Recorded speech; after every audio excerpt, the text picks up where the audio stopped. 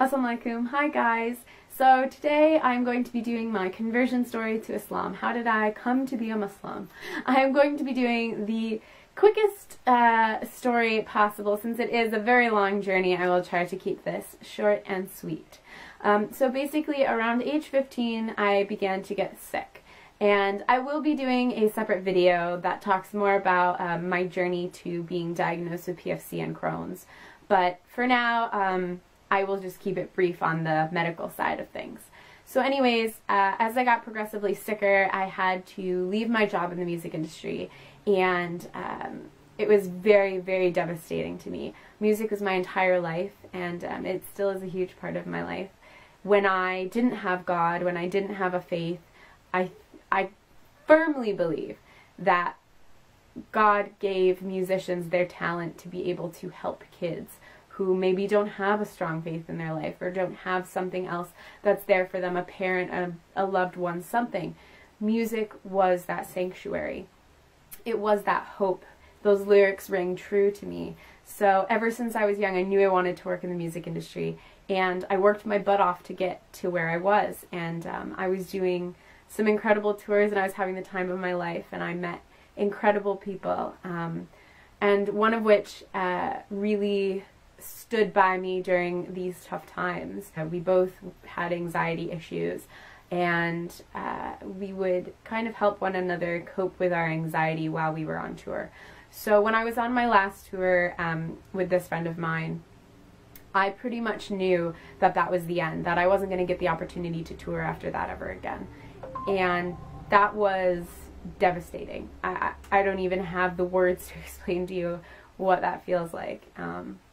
And so he really helped me through being sick on tour and, you know, being anxious about being so far from home and my family and being so sick.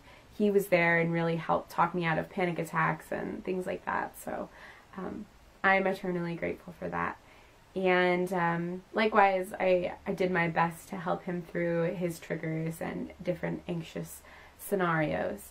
So moving forward, when I got back home, I started going to different doctors, and nobody could figure out what was going on with me. And during this time, my mom was an incredible support, but also my best friend, Kristen. She was there for me, and she was the only other person outside of my friend from tour that could really reach me and talk to me when I was having an anxiety attack.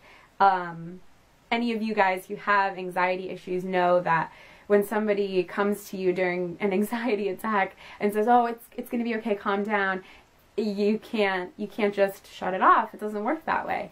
So it's rare to find a person that gets you and gets your pattern of thinking and can get you out of your sort of anxiety spiral that you're going through. So she was there for me through thick and thin, through all the procedures I went through. And then she met her husband, and you know, mashallah, he's a great man, and they were so cute together.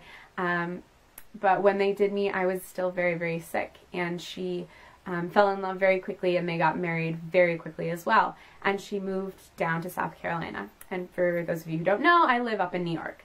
So that's quite the hike.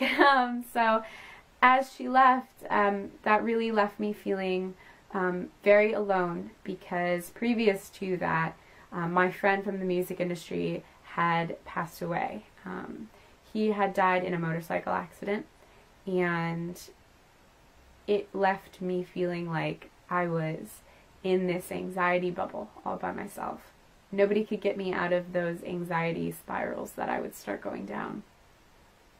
And just as I lost these two people in my life, I had to go in for the biggest procedure that I had ever endured. And it was the scariest moment of my life. I sat in my hospital bed.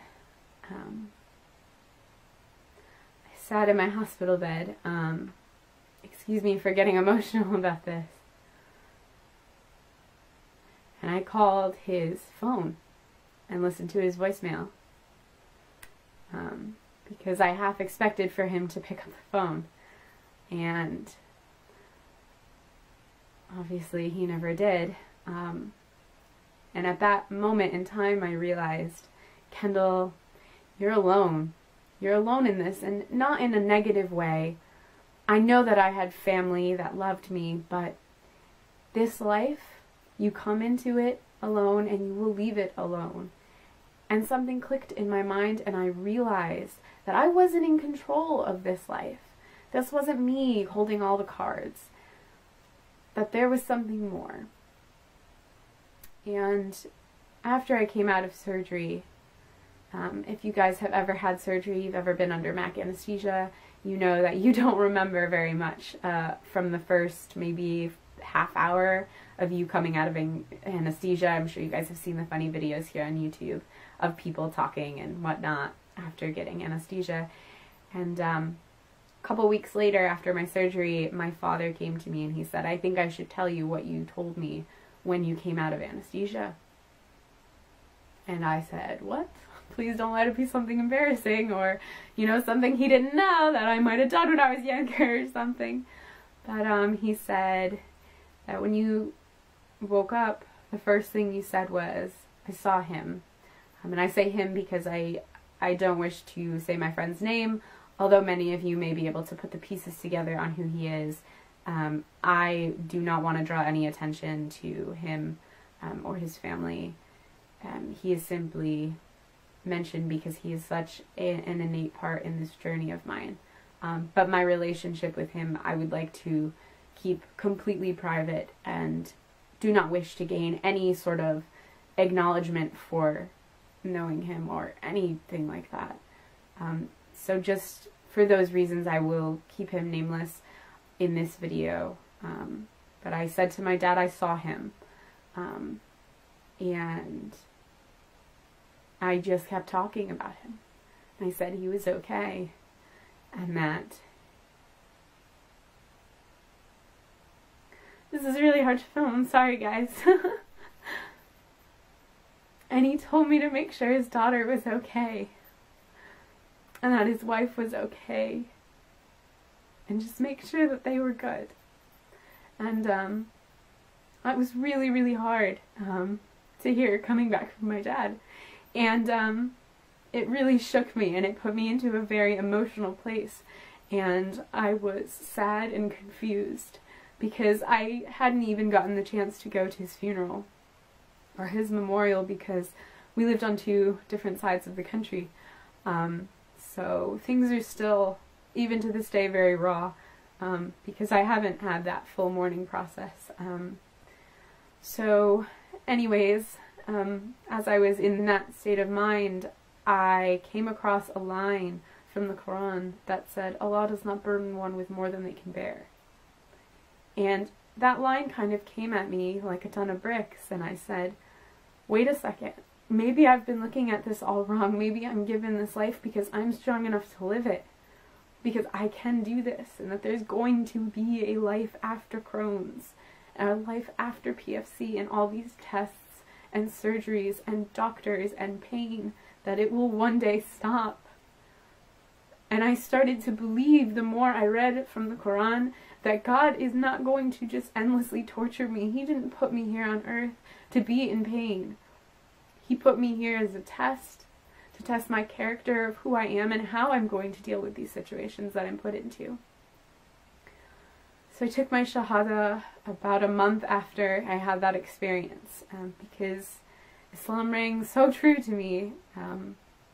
It was a no-brainer almost. Coming from a Roman Catholic family, my parents were glad that I had accepted God into my life, since previous to this whole experience I had rejected the Catholic background that I'd been brought up on, and was a Live Satanist, which, before you guys freak out, has nothing to do with Satan. I believed in nothing, basically, in short.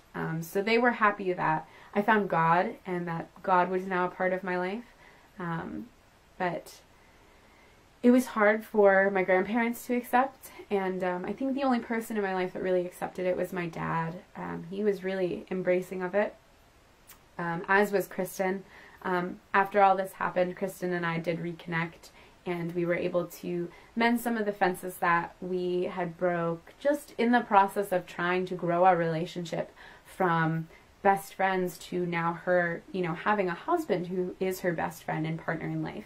you know, we had to find where our friendship now lied and how we fit into the bigger equation. So alhamdulillah, Kristen and I are just the best of friends. It's been an emotional journey to get to Islam, and if you asked me 2 years ago if I would think that I would be here making this video for you guys, I would have said that you were crazy. But alhamdulillah, I am grateful for having Crohn's. I am grateful for losing someone I loved, in the sense that it made me grow as an individual and become the adult that I am today, and it brought me to God.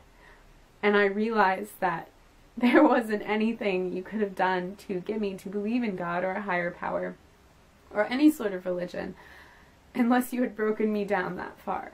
Until you stripped me of my job, of one of my best friends, of my tour family, and of my health. Until all of that was stripped away, I couldn't have seen this. So, alhamdulillah, I am so grateful to be a Muslim, and I am so grateful to be here today to share this with you guys. And I'm sorry that I got so emotional telling this story. I don't usually tell my story. I usually kind of just say, you know, I was Catholic and now I'm Muslim. But that's how it happened. So if you are also a revert, I would love to see your stories. So let me know if you have a conversion video or you want to tell your story to me down in the comments below.